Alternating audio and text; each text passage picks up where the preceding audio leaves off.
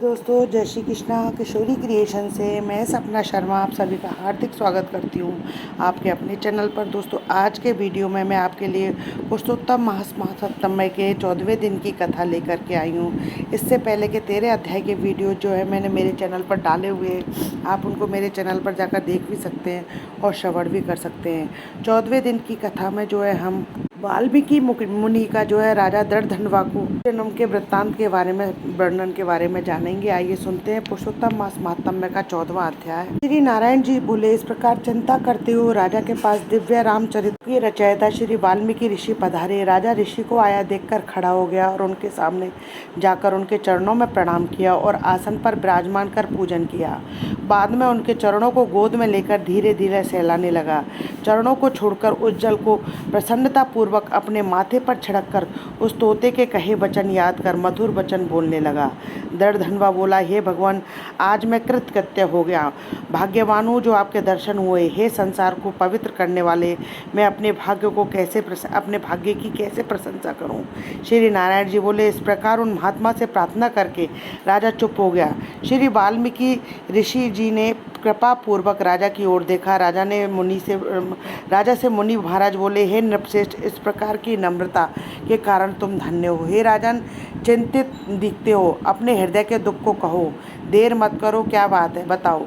दृढ़धनवा बोला, आपके चरण प्रताप से मैं हर समय प्रसन्न हूँ, किंतु मेरे हृदय में एक बड़ा संशय आया है कि वही तीर के समान चुभ रहा है, कृपया उसे दूर कीजिए। मन में किसी तोते के मुख से वचन सुनकर संशय पैदा हुआ है जिसे मैं सुनना चाहता हूँ। एक बार शिकार खेलने घोर वन में गया। वहाँ घूमते घूमते मैंने एक सरोवर देखा। वहाँ जाकर थके प्यासे मैंने जल पिया और कुछ समय के लिए मौन बैठ गया। राजा से ऋषि बोले, हे राज सिंह, तुम अपने पूर्व जन्म का चरित्र सुनो। हे राजेंद्र, द्रविड़ देश के ताम्रपर्णी नदी के तट पर सुदेव नाम के तुम एक ब्राह्मण थे। उस समय धार्मिक, सत्यवादी तथा जो भी प्राप्त हो जाए उसी से प्रसन्न रहने वाले, वेद के अध्ययन में श्रेष्ठ, विष्णु भक्ति में लगे हुए, गृहस्थ धर्म में तुम्हारी पत्नी भी सुंदर, चतुर, गुणवती तुमको मिली थी। वह गौतम महात्मा पुत्री गौतमी के नाम से प्रसिद्ध थी। उस जन्म में इस प्रकार गृहस्थ का पालन करते हुए बहुत समय बीत गया, किंतु तुम्हें संतान प्राप्त नहीं हुई। एक समय आप आसन पर बैठे, स्त्री तुम्हारी सेवा कर रही थी, तब तुमने दुख पूर्वक स्त्री से कहा, हे सुंदरी, पुत्र सुख से अधिक संसार में कोई सुख नहीं है। तप, दान आदि से प्राप्त पुण्य फल तो दूसरे जन्म में प्राप्त होते हैं, किंतु शुद्ध वंशोत्पन्न संतति इस लोक एवं परलोक में सुखदायी होती है। अतः मेरा जन्म ही निरर्थक हो गया है।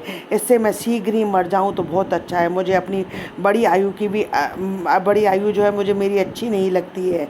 पति के इस प्रकार वचन सुनकर बेचारी पत्नी उदास हो गई। धैर्य धारण कर समझाती हुई प्रेम पूर्वक मीठे वचन में बोली, हे प्राण प्रिय, आप सरी के भगवत भक्त को इस प्रकार मोहित नहीं होना चाहिए। आपने वह बहुत छोटी बात कही है, आपको ऐसा नहीं कहना चाहिए।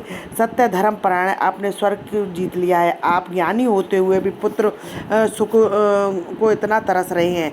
राजा चित्रकेतु भी इस प्रकार पुत्र शोक से जब दुखी हुआ था, तब उन्हें भी अंगिरा तथा श्री नारद जी ने ज्ञान दिया था, और इसी भांति राजा अंगी अपने कुपुत्र इनके कारण दुखी होकर चुपचाप रात्रि में वन में निकल गए। इस प्रकार, हे स्वामी, आपकी संतान भी आपको दुखदायी होगी। अपनी धर्म पत्नी के यह वचन सुनकर वह ताम्रपर्णी नदी के किनारे पहुंचा। वहां जाकर नदी में स्नान कर तपस्या कर दी और 5वें दिन केवल सूखे पत्ते एवं जल लेने लगा। इस नियम से उसे तप करते हुए 4000 वर्ष बीत गए। उसके उग्र तप से, हे ब्राह्मण, तीनों लोग कांपने लगा। उग्र तप को देखकर भक्त वत्सल भगवान गरुड़ पर चढ़कर शीघ्र ही वहाँ पधारे। इति श्री पुरुषोत्तम मास महात्म्य 14वां अध्याय समाप्तम। दोस्तों, यदि आपको मेरा ये वीडियो पसंद आए तो प्लीज़ मेरे वीडियो को ज़्यादा से ज़्यादा लाइक और शेयर कीजिए। यदि आपने अभी तक मेरे चैनल को सब्सक्राइब नहीं किया है तो उसे सब्सक्राइब करना ना भूलें। पास ही में बेल आइकन को दबाएं, जिससे मेरे आने वाले हर नए वीडियो का नोटिफिकेशन आपको मिल जाए। हिंदू धर्म, रीति रिवाज, कथा कहानी जानने के लिए मेरे चैनल पर बने रहने के लिए बहुत बहुत धन्यवाद। जय श्री कृष्ण दोस्तों, राधे राधे।